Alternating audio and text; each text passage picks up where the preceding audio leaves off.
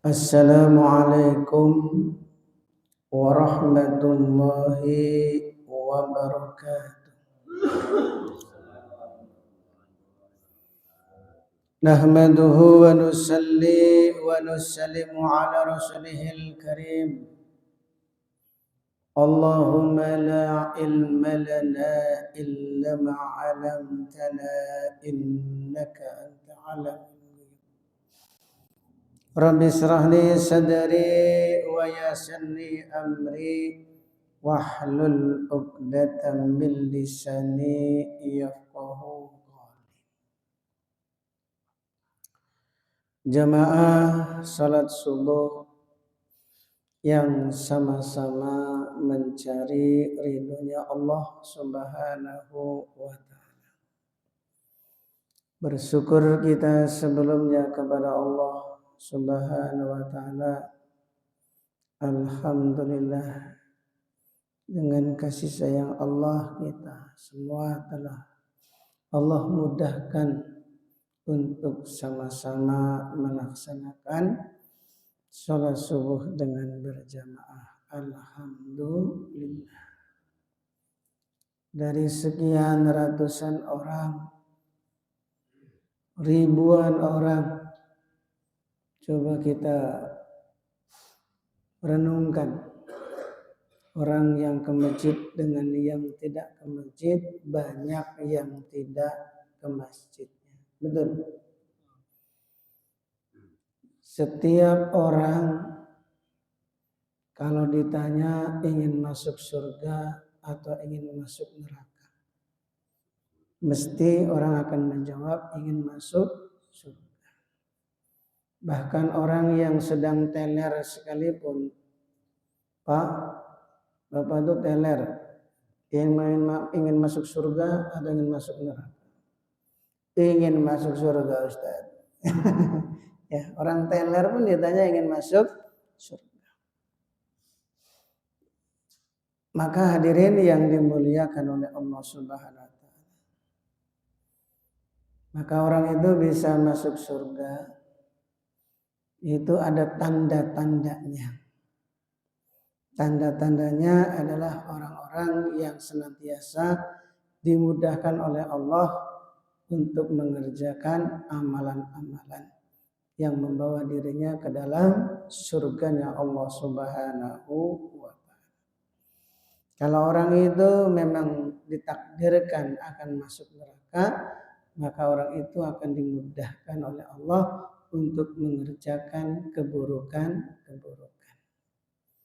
Maka kita yang dimudahkan oleh Allah mengerjakan kebaikan, apalagi sholat subuh dengan berjamaah, yang Nabi telah mengatakan orang yang sholat subuh dengan berjamaah wa huwa fi dhimmatillah, maka dia dalam jaminan Allah.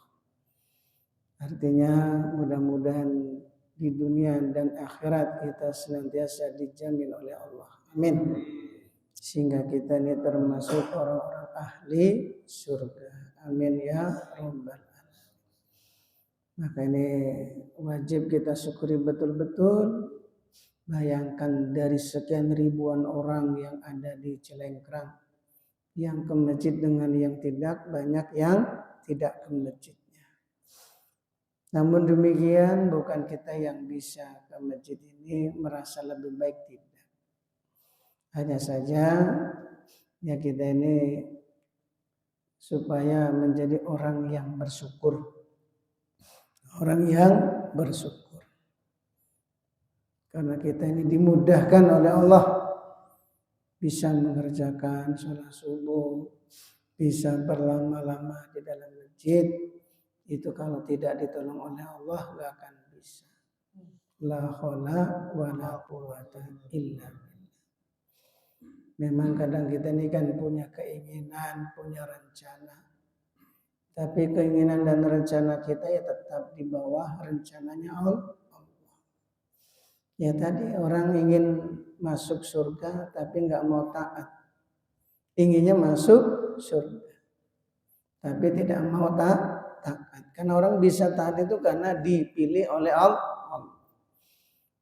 Karena manusia itu tidak bisa bergerak kecuali digerakkan oleh Allah. Tidak bisa berjalan satu langkah pun kecuali dijalankan oleh Allah. Bahkan tidak bisa berkedip satu kedipan mata kecuali dikedipkan oleh Allah. Nah, saya ini ngedip sendiri Pak, duduk sendiri, jalan sendiri, tidur sendiri. Ya tidur nih coba, saya ini mau tidur nih, ngantuk sekarang. Taklim nih ngantuk. Mau saya nih, menurut kita mau kita. Tapi hakikatnya kehendak Allah. Wong nyatanya yang ada di dalam tubuh kita ini kita nggak bisa menahan tumbuhnya kuku, ya tumbuhnya kuku bisa nggak ditahan supaya kuku ini jangan panjang, bisa nggak? Nggak bisa. Apalagi rambut kalau habis dibotak, bilang sama kepala, wih rambut jangan tumbuh ya, nggak bisa. Itu menunjukkan bahwa segala sesuatu itu atas kehendak Allah. Makanya kalau kita ini merasa bahwa segala sesuatu datangnya dari Allah, maka kita akan menjadi hamba yang bersyukur kepada Allah. Karena kita senantiasa dimudahkan oleh Allah dalam mengerjakan kebaikan-kebaikan yang nantinya mudah-mudahan kita termasuk calon raja di surga. Alhamdulillah, enggak apa-apa.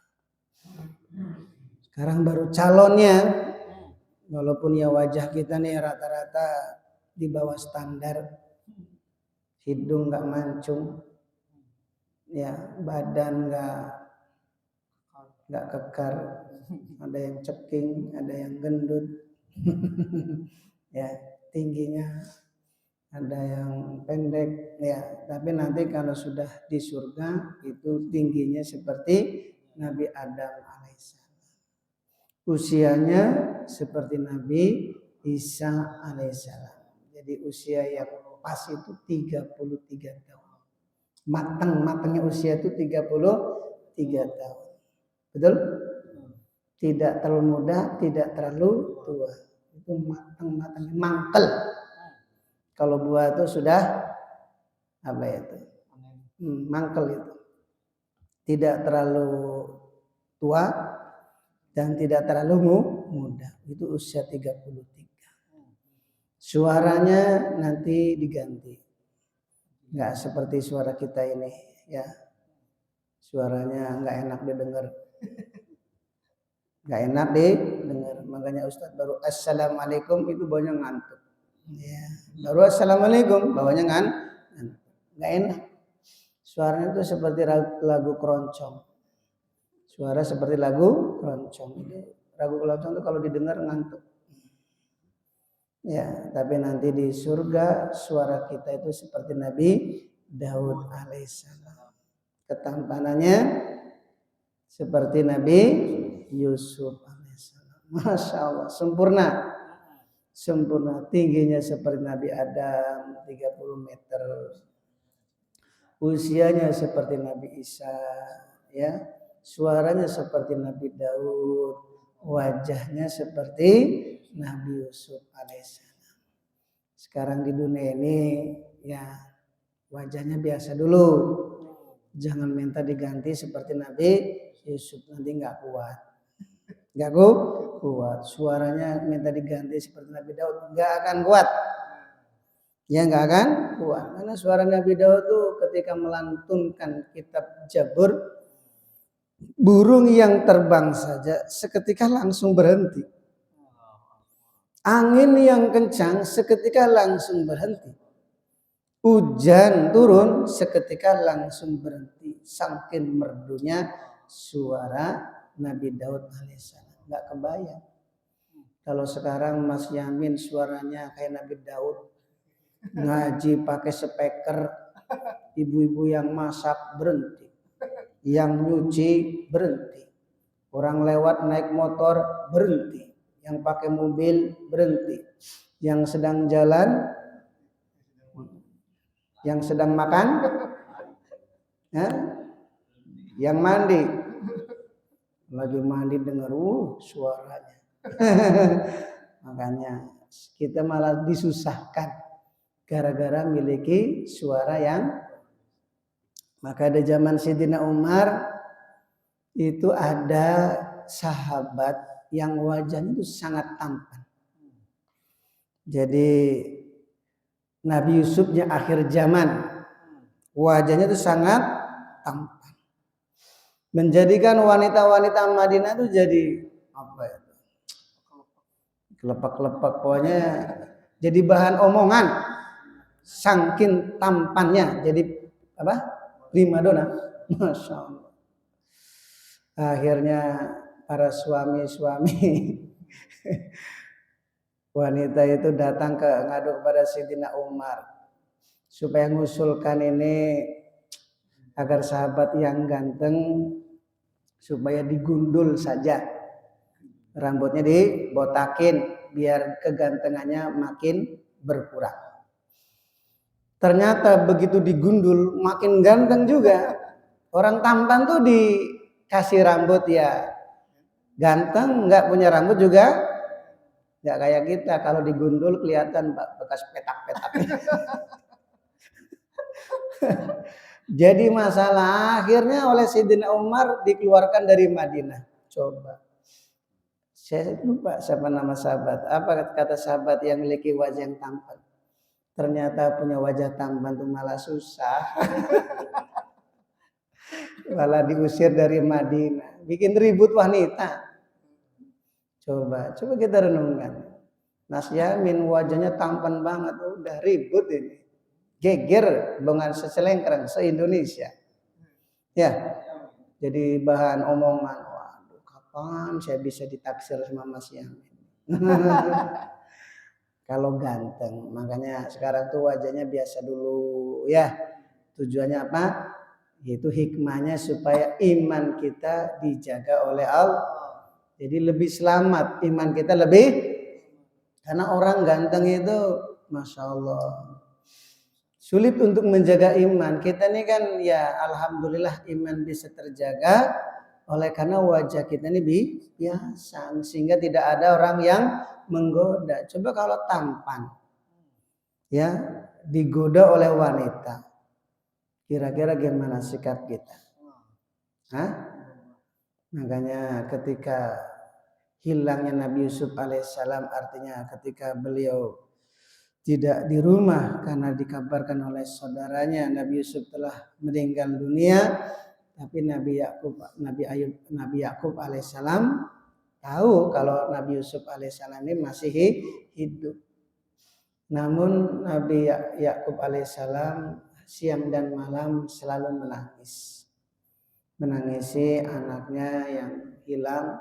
Kenapa nangis? Karena khawatir keadaan imannya. Karena tahu Nabi Yakub alaihissalam anaknya yang bernama Nabi Yusuf itu orangnya ganteng. Jadi siang dan malam nangis itu karena memikirkan iman anaknya.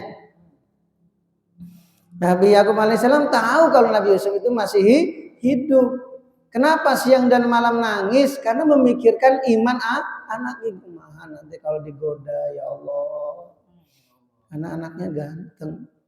Ternyata betul ya ketika tumbuh remaja digoda oleh Siti Zulaiha. Betul kan?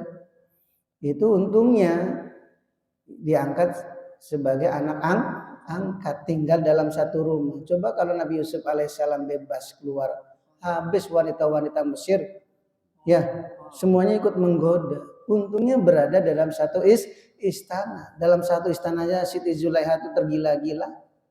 Bertahun-tahun ingin menggoda Nabi Yusuf nggak bisa. Sampai setiap dinding rumah itu diganti dengan kaca. Yang tadinya tembok diganti dengan kaca. Supaya setiap Nabi Yusuf melihat kemana saja yang terlihat Siti Zulaiha. Tapi yang nggak bisa. Yang pada akhirnya puncak-puncaknya dipaksa masukkan dalam kamar, ditutup sudah. Ya, hai talab. Nah, ini bahasa. Hai talab. Ayolah. Ayolah, kapan lagi? Kalau kita yang digoda, masya Allah, ya kesempatan. Wajah kita ini kan biasa, nggak pernah digoda, betul nggak? Wajah-wajah kita ini wajah yang nggak pernah digoda, wajah yang nggak pernah digoda, artinya nggak pernah dipaksa. Coba kalau ganteng ya udah, pasti kita diculik.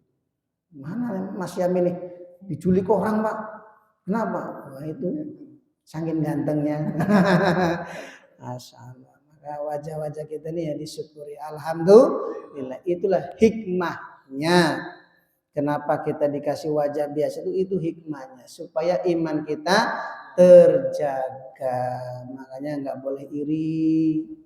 Kenapa kau orang ganteng, saya kok enggak, itu hidung mancung, kenapa hidung saya pesek. Nah, itulah yang terbaik. Yang penting kita tinggal istiqomah, taat kepada Allah, nanti jadi calon raja di surga. Maka wajah-wajah kayak Pak Nanang nih di surga enggak ada. Enggak ada. Di surga sudah diganti seperti Nabi Yusuf. Badannya itu sempurna, nggak gendut, nggak ada di sana orang gendut. Ya, tingginya seperti apa? Nabi Adam alaihissalam. Belum didampingi dengan para bidadari. Dayang-dayangnya mau makan tinggal makan, mau minum tinggal minum, duduknya bertelekan. Tahu bertelekan? Miring. Namanya bertelekan tuh miring. Ya kaki sambil selonjor, didampingi para dayang-dayang. Makan tinggal disuapin. Masya Allah. Coba. Lagi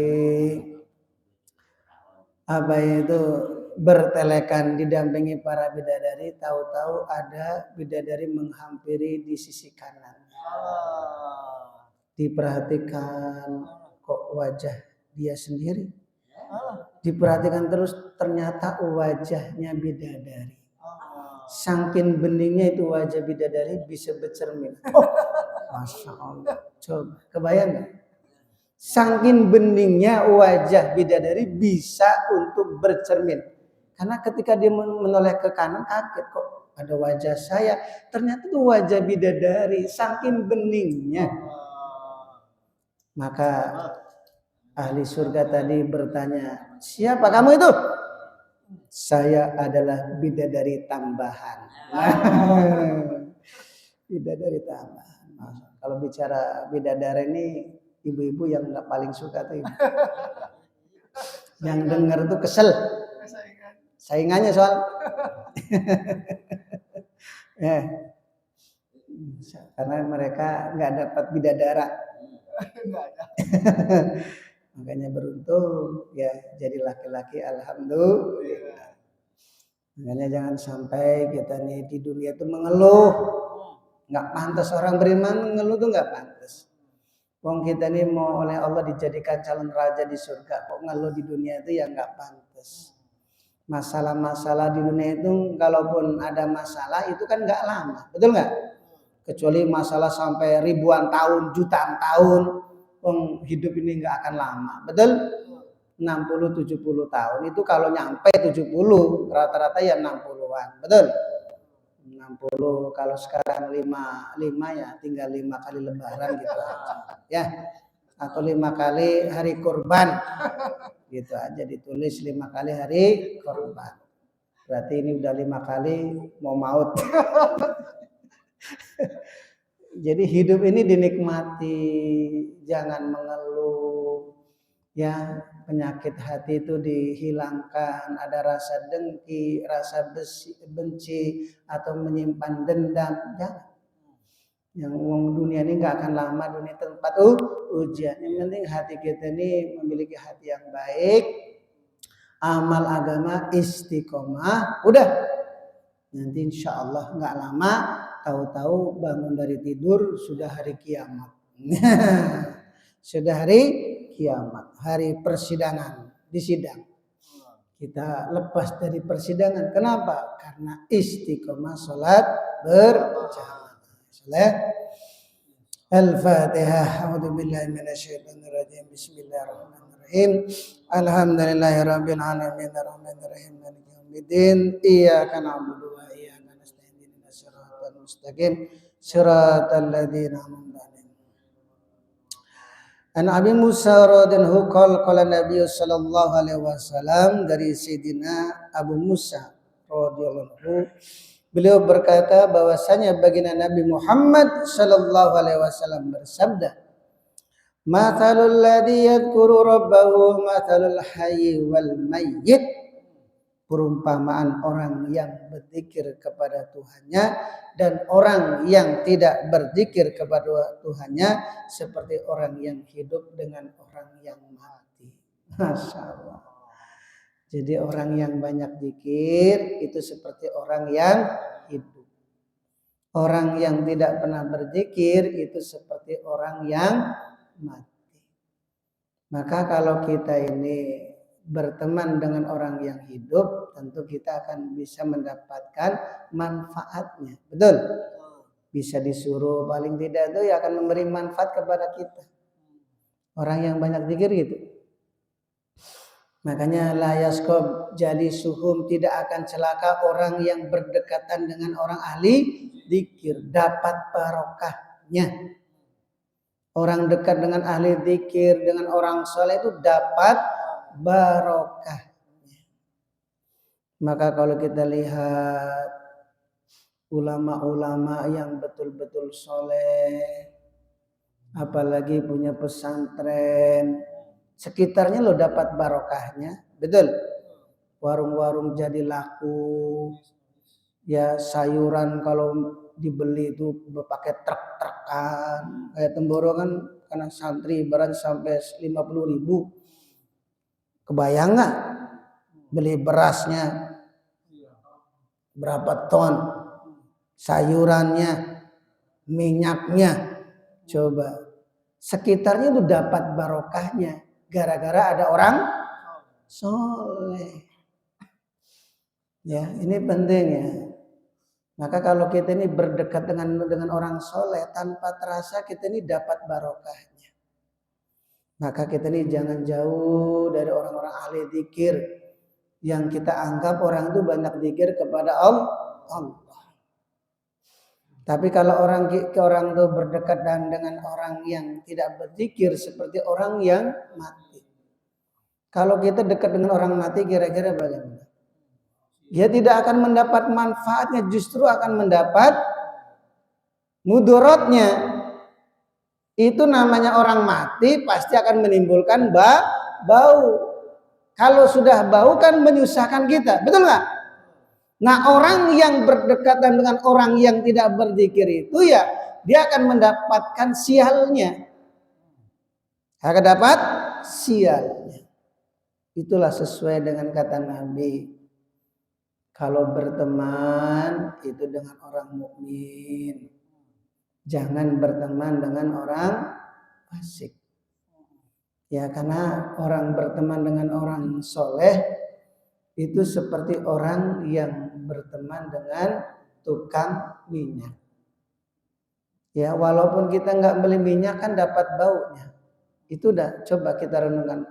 Nabi itu menggambarkan orang yang berteman dengan orang ahli zikir itu seperti orang yang berteman dengan tukang minyak. Walaupun kita nggak dapat minyak, paling tidak kita dapat baunya. Mungkin kita nggak merasakan, tapi ya dekat dengan ulama, dekat dengan orang ahli zikir, dekat dengan orang soleh, tanpa terasa setiap usaha kita tahu-tahu selalu dimudahkan oleh Allah, rizki tahu-tahu dilancarkan oleh Allah, anak tahu-tahu jadi taat. Ya, itu namanya barokah.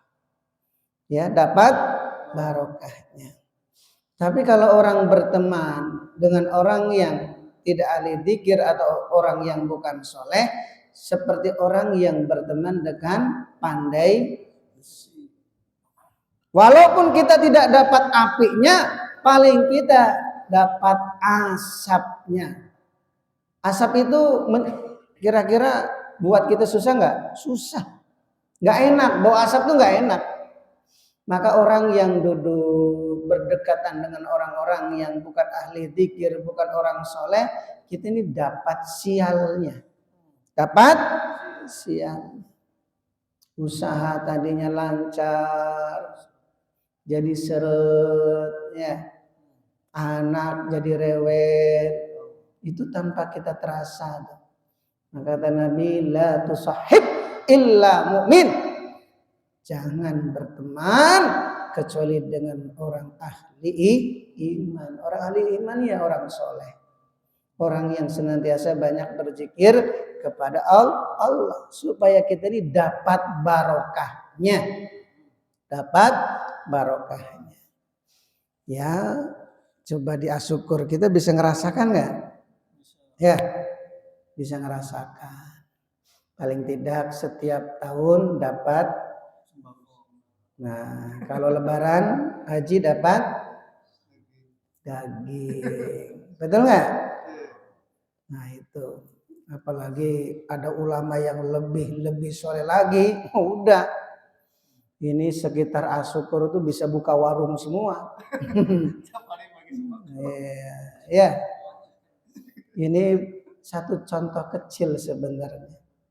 Maka kalau kita ini ya dekat dengan orang-orang yang dianggap soleh, yang banyak zikir itu ya dari hati, ya dari hati. Jangan sekali dalam hati kita ada unek-unek sedikit pun. Itu nanti nggak ada pengaruhnya. Kalau kita ingin dapat pengaruhnya ya cinta. Ada rasa cinta. Ya walaupun nggak terlalu dekat, paling tidak ada rasa cinta.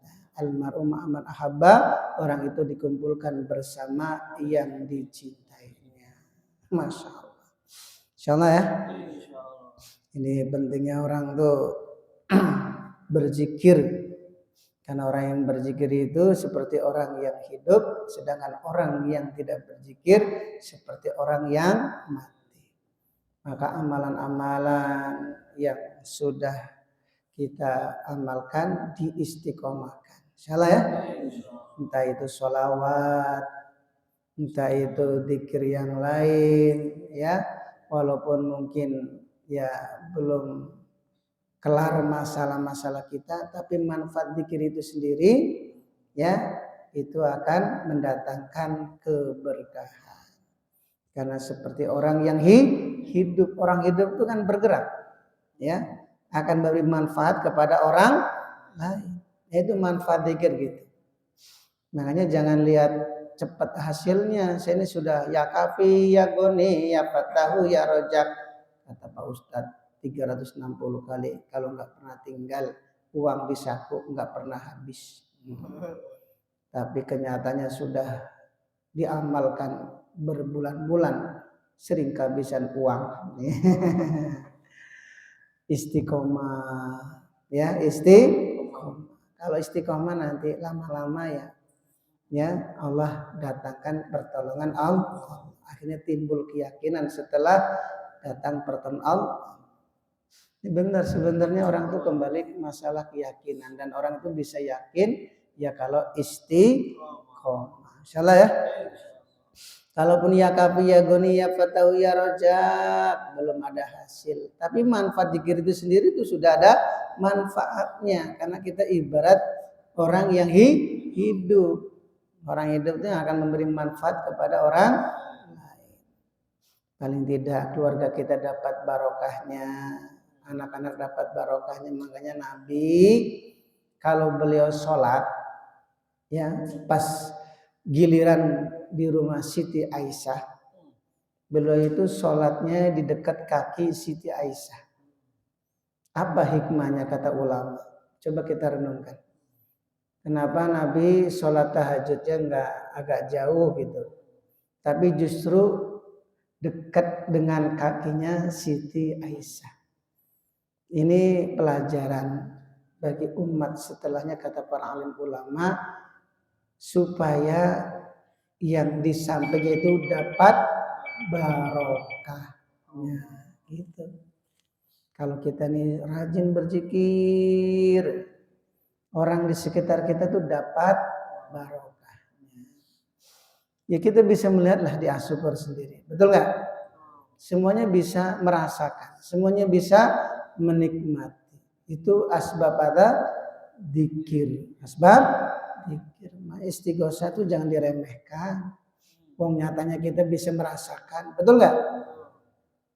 Maka mudah-mudahan zikir yang sudah kita amalkan istiqomahkan. Khususnya istighosa. Maka kalau Ustadz tuh di Bandung tuh kesempatan ya taklim ya duduk istighosa. Nanti kalau sudah ke Palembang kan nanti beda. Kita bisa ngerasakan beda. Nah itu gambaran. Makanya kalau lagi di Bandung tuh kesempatan, jangan menjauh. Waktunya taklim, istighosa. Nanti kalau ke Palembang baru akan terasa.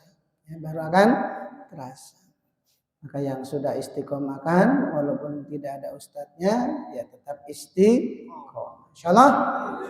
Subhanallah wa bihamdihi. Wassalamualaikum warahmatullahi wabarakatuh.